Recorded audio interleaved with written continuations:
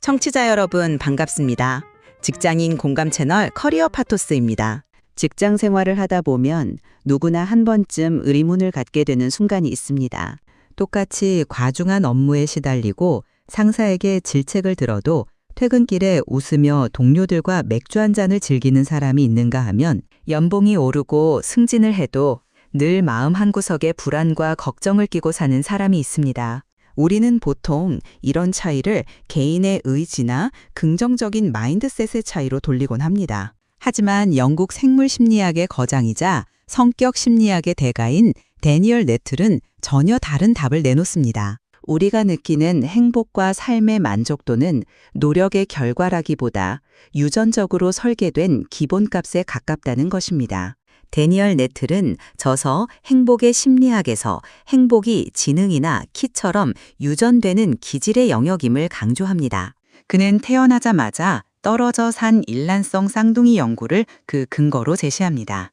유전자가 같은 쌍둥이들은 완전히 다른 환경에서 수십 년을 보냈음에도 불구하고 성인이 되어 측정한 행복지수와 성격적 특성이 매우 높은 일치도를 보였습니다. 실제로 10년 이상의 간격을 두고 동일 인물의 행복도를 추적 조사했을 때 그 사이에 발생한 수많은 인생사에도 불구하고 행복 점수의 상관계수가 약 0.6 수준으로 일정하게 유지된다는 통계적 사실은 우리의 행복감이 환경보다 기질에 뿌리를 두고 있음을 명확히 보여줍니다.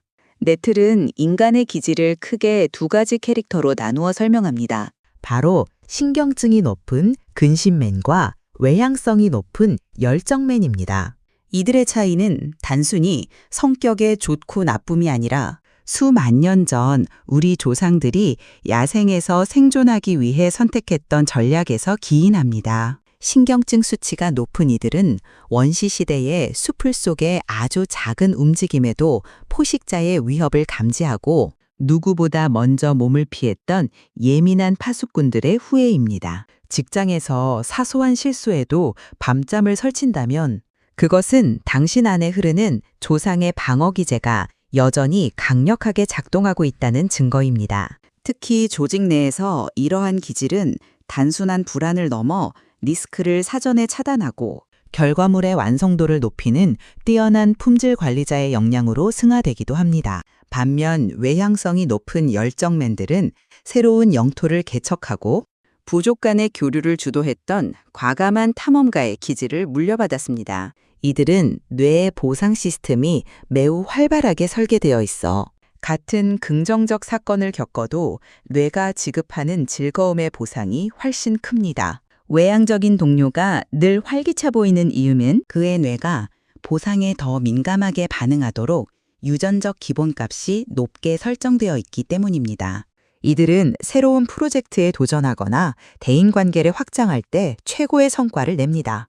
성격은 단순히 감정을 느끼는 방식을 넘어 우리가 실제로 겪게 되는 인생의 사건들까지 직접 연출합니다. 데니얼 네틀의 연구에 따르면 신경증 성향이 강한 사람들은 예민한 성격 때문에 실제로도 재정적인 문제나 대인관계의 갈등 같은 나쁜 인생사를 더 자주 경험하게 될 확률이 높습니다.